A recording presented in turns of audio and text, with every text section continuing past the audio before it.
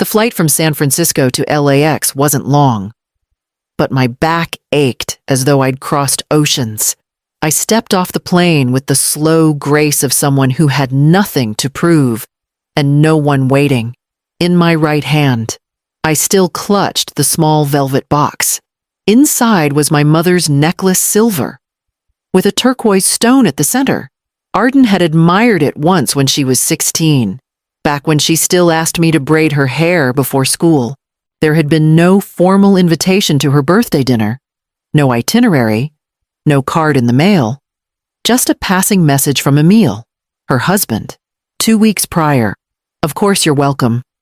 Marcina, your family," a phrase that should have comforted me, but somehow didn't. The restaurant sat nestled in West Hollywood, glowing with curated warmth. I recognized the type immediately: artisan table settings, Edison bulbs, seasonal menu with prices omitted, the kind of place that photographs well. I stepped out of the Blacktown car and smoothed the lines from my skirt. The hostess smiled at me, but her eyes hesitated when I said my name. "Ellery," I repeated. "I'm with the Ramée party." She gestured toward the patio with a pause too long to ignore. "They've already been seated." I nodded and walked in. The table was unmistakable: 12 guests under a canopy of string lights and fresh peonies. Arden's sisters were there, Emil's parents, even a pair of women I recognized from Instagram posts. College friends. Maybe. Arden sat at the head, laughing, a glass of wine in her hand. Emil noticed me first, raising a hand in mild surprise. "Mama, you made it." Arden turned her head but didn't rise. "Oh," she said with a chuckle, "I think I miscounted. Silly me." A waiter appeared from behind me, unfolding a black chair, the kind that clicks when it locks into place. Folding, temporary. I looked at him, then at the table. 11 chairs had already been arranged in a perfect curve. No room to squeeze in, no space made for me. "That won't be necessary," I said softly. I walked toward the table, placed the velvet box gently beside the untouched breadbasket, and turned back the way I came. No one called after me. My heels clicked steadily against the stone floor, echoing louder than anyone's voice. Outside, the air felt cooler. My driver hadn't left yet. I slid into the back seat and closed the door behind me. "To the Pierside Hotel, please," I said. "Riverside View," and I kept the necklace in my bag. The hotel room overlooked the harbor, though the lights on the water blurred through the salt-streaked glass. I placed the velvet box on the writing desk and stood there a moment, watching it under the lamplight, still unopened, untouched. It had belonged to my mother. She wore the necklace every Christmas Eve, every anniversary dinner with my father. When I was young, I used to sneak into her room and press the cool stone against my palm, like it held some kind of power.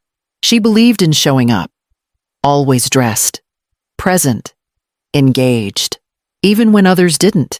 I'd tried to carry that forward with Arden, offering little traditions, hosting family brunches with handmade place cards, even long after Arden said she preferred more modern things. Earlier that afternoon, just before the car picked me up from the airport, I'd sent a message: "Arden, I've just arrived. What time should I meet you tonight?" I had kept it light, warm, the way mothers are taught to sound. No response. Now, sitting in this room with its crisp sheets and impersonal art, I watched her latest Instagram story. She'd posted it an hour before I arrived at the restaurant. A close-up of a wine glass on a linen-draped table, captioned "Final touches for tonight. Can't wait." I noticed the candles, the flower arrangements, the calligraphy menu I recognized from a vendor I once trained. She had used everything I'd taught her and kept none of me. I leaned back in the chair and let the silence settle in around me. Not the heavy kind, not the aching kind, the kind that comes when a truth lands and stops asking to be denied. I didn't cry. Not then. I simply reached into my carry-on and pulled out the black binder. It traveled with me on every trip, more ritual than necessity now. Inside were the details of events I once orchestrated to perfection: backup vendor lists, timing diagrams, wine pairing matrices. I flipped past them, past memories of rooms where I was the one making sure no one was left out. I turned to a blank sheet near the back, and I began writing. In the early 90s, I once rerouted an entire charity gala from an outdoor vineyard to an art museum lobby in under 6 hours because the wine shipment was delayed and a wildfire blanketed Napa in smoke. The photos in the Times looked effortless. No one remembered the chaos, only that the evening was impossibly elegant. I made a name out of calm, out of control, disguised as grace. San Francisco was where I started, back when budgets were scribbled on yellow pads and floral mock-ups were hand-painted. Then New York came calling, and I answered. I managed weddings that took over city blocks, conferences that needed blacklists for rival CEOs. If you wanted your event to unfold like silk, you called me. And when I had Arden, I left it all behind. I told myself I was trading champagne towers for something more meaningful. I kept the black binder. I didn't keep the applause. I turned back to my laptop, the glow dim against the hotel room's shadows, on a hunch. I opened the vendor platform most of my clients used, the same one I'd introduced to Arden years ago. Back when she was trying to plan a fundraiser for her lifestyle blog, I'd offered contacts, templates, guidance. She never said thank you, but she kept using the system. I logged in with my old credentials. It took a second to remember the password. When the dashboard opened, it was like muscle memory: dates, clients, locations, notes. There it was. Rame birthday event, March 19th, Napa Gardens. I clicked the vendor list: catering, music, florals, transportation. I kept scrolling until I saw it at the bottom of the page: emergency contact M. Ellery access level, full override status active. My fingers paused on the trackpad. I sat back. They had used my name to secure the venue. Napa Gardens was exclusive, impossible to book without the right network. Arden hadn't called to ask. She hadn't needed to. My name still opened doors. My name was on the contract. They hadn't erased me. They'd just pretended I wasn't watching. And now they were sure I wouldn't notice. I reached for the binder, opened to the page I'd started the night before. My notes were neat. Vendor categories already listed. Contact names came easily, like old friends who still picked up on the first ring. I closed my eyes for a moment, then inhaled deep and steady, the kind of breath you take before 100 moving pieces begin to fall into place. Then I opened the first vendor file. I've always believed in clarity, not length, not drama, just the kind of precise, professional language that doesn't beg to be understood. It expects to be obeyed. The first fax read, "Please cancel all services for March 19th at Napa Gardens. Authority M.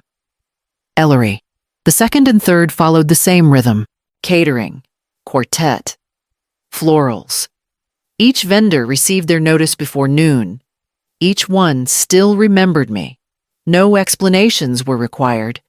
The vendor for the catering company, Guillermo, was someone I had once recommended for a Michelin anniversary dinner. The florist, hey, used to call me Maestra, and once shipped a last-minute orchid centerpiece across 3 states just because I asked. The quartet leader, Marlo, used to send me handwritten notes after every booking. They didn't question the signature, just confirmed receipt. The concierge at the hotel stapled the fax receipts and placed them in a crisp white envelope. I slid it into my purse. I didn't call Arden. I didn't call Emile. I had already said everything I needed to by leaving the chair empty the night before. The next evening, while the sun dipped behind the vineyards, I sat in my room sipping hibiscus tea. My phone remained face down on the table. At 7:45 p.m., the first ripple broke across their event. The sommelier, who had expected a confirmed wine delivery and a coordinated tasting order, disappeared quietly after realizing nothing had been delivered. No one had checked the updated system, because no one expected the system to change. Then the string quartet, after playing one shaky sonata, began packing up their instruments. No encore, no smile, just professional silence. Guests shifted in their seats. Murmurs stirred the linen-draped table like wind through dry grass. Arden, in her glittering dress, turned sharply toward Emile and whispered something urgent. I could almost hear her tone tight, flat. The one she used when she was losing control but couldn't admit it. At 8:00, someone asked about dinner. The staff scrambled. The kitchen, confused and understocked, attempted to plate hors d'oeuvres meant for 12 as if they could stretch into a main course for 50. It didn't work. By 8:15, one of the more vocal guests, a fashion columnist who'd likely come expecting photos for her lifestyle blog, stood up and announced, "This is clearly not what was promised." Her voice was theatrical, performative. Everything Arden used to pretend she didn't crave but always did. Meanwhile, I opened my binder again. There was nothing vengeful about what I'd done. I hadn't screamed. I hadn't taken anything that wasn't already mine. I'd simply removed my name from their illusion of perfection. And without it, everything unraveled. I poured another cup of tea as the phone buzzed twice, then went quiet. The evening had started with so much effort. Arden's voice had been tighter than usual when she rehearsed the guest list aloud in her stories. Name-dropping influencers and boutique sponsors with a casual grace only learned through repetition. Her dress had been fitted, steamed, and layered in soft gold shimmer light-catching and strategic. Everything had been curated, every detail made for exposure, for acclaim, but none of it was ready. The quartet's final note had ended too soon. The kitchen door had stopped swinging. The guests whispered louder now, no longer trying to be discreet. Arden signaled for Emile, her voice barely hiding the edge as she asked, "Where is the sommelier?" He looked toward the hallway but said nothing. At 8:02, the manager stepped forward, papers in hand, and cleared his throat. "Good evening, ladies and gentlemen," he began, trying to still the ripples moving through the room. "On behalf of Napa Gardens, I regret to inform you that tonight's services were formally canceled earlier today through verified protocols." Forks froze mid-air, glasses paused mid-sip. Arden straightened in her chair. "What cancellation?" The manager's hands didn't shake, but his voice wavered as he opened a folder. The directive came from the event's emergency contact of record, with full override authorization. He held up the page. Signed M. Ellery. My name. My signature. All eyes turned to Emile. He sat stiffly, caught somewhere between disbelief and dawning shame. She used to run high-level events," he said finally. "I never changed the records." He didn't add why. Didn't say that even now. He never thought I'd use the access they'd taken for granted. He looked at his wife. I didn't think it mattered. Arden stared at him like he'd just confessed to setting the room on fire. "You didn't think it mattered?" Her voice cracked, tight with rage and confusion. The guests shifted again.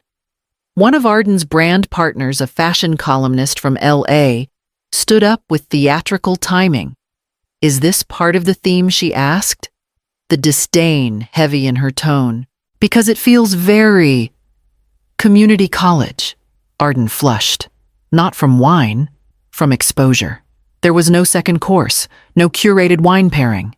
The floral arch behind her had already begun to droop without the cooling fans typically installed behind large arrangements. The music had long since stopped. The playlist Arden created on Spotify now looped awkwardly through mismatched songs. By morning, someone had posted a single photo, a candle flickering alone on an empty plate, with the caption, "When the dinner disappears before the first toast." It spread like wildfire shared by food bloggers, event critics, even old colleagues of mine. People whispered it was sabotage. Others called it karma. Some were just stunned. The phrase stuck. The silent sabotage of a birthday empire. Within 48 hours, Arden's scheduled brand collaborations were paused. Her partnerships quietly dissolved. A lifestyle page took down her upcoming guest article. Even her newsletter subscriber count dipped by a few thousand. She posted a note in a muted beige graphic. Life doesn't always go as planned. Thank you for your grace. But grace wasn't what the internet saw. They saw a collapse. They saw the gold slip off her name. I didn't gloat. I didn't even speak of it. I just turned off the screen and folded the page of my binder closed. The necklace still sat in my suitcase, unopened. It was never meant to rest on someone who didn't recognize the weight of legacy. Not everything is meant to be passed down. Some things are meant to begin again. The envelope came tucked between a grocery flyer and a reminder from my dentist's office. I recognized the handwriting immediately. Arden's. Round and polished. Like it was taught in a lifestyle workshop. I opened it at the kitchen counter, half expecting a delayed apology, maybe even an acknowledgement. Inside was a store-bought birthday card, pastel flowers, gilded lettering, wishing you a beautiful day. Above the printed message, in her handwriting, it read, "Thanks for coming." A $5 gift card for a coffee shop fluttered out and landed near the fruit bowl. That was all. No mention of the chair that never existed. No mention of the dinner that never happened. No acknowledgement of what unraveled beneath candlelight and curated playlists. Just a gesture too empty to be insulting and too shallow to be sincere. I laughed. Not because it was funny, but because it was freeing. The kind of laugh that cracked open the last of the illusion. And I laughed longer than I had in months. Then I pulled out a new binder. The cover read, "The Ellery Culinary Trust." I had been drafting the structure in my mind since the night I left the velvet box on that table. It was time. The money that had sat quiet since Leonard passed funds we once imagined for travel. Maybe a second home in Oregon, I was finally putting it to use. Every dollar would go into the trust. Its mission to support culinary students over 50. Women who had been told it was too late to start over. Men who had spent their lives feeding others and now wanted to learn something new for themselves. Not a cent would go to family. Not because I wanted revenge, but because they had never asked for partnership. Only access.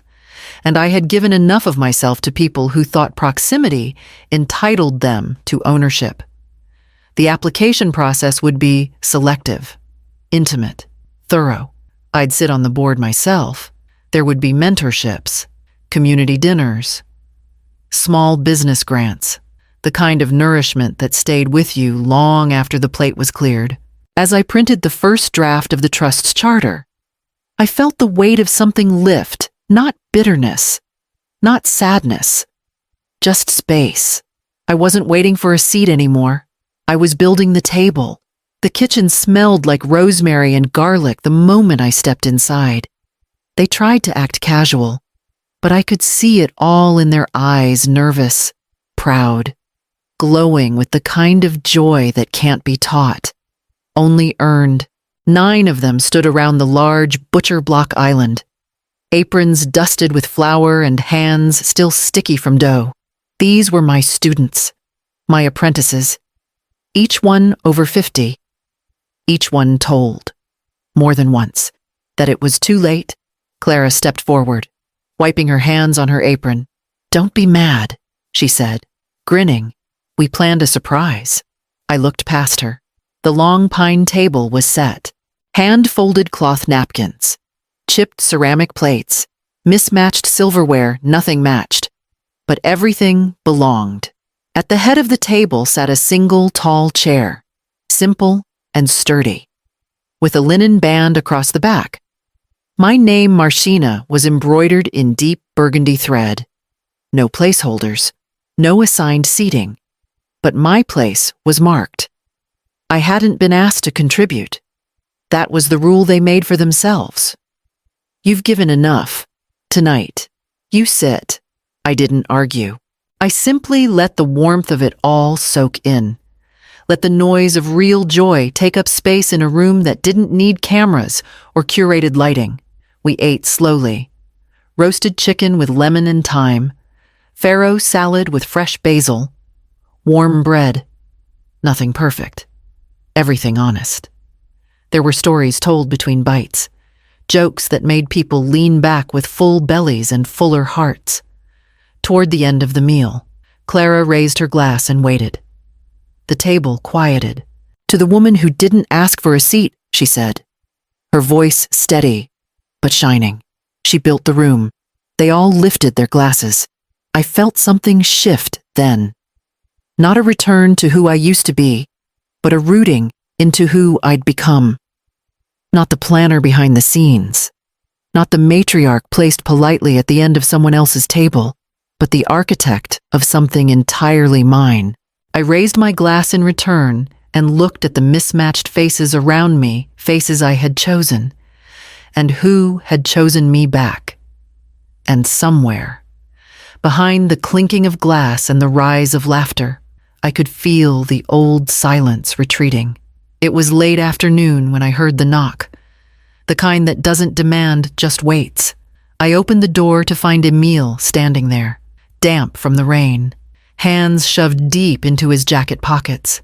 He looked older, not aged, just smaller. "Can I come in?" he asked. I stepped aside without a word. He sat at the same kitchen table where I used to help him practice for debate competitions, his elbows resting on wood that had held more honesty than most people ever did. I poured him tea.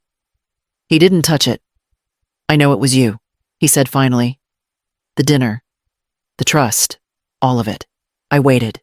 He stared down at his hands. "Why did you do it?" I walked to the sideboard and retrieved my old planner, the one I've kept for decades.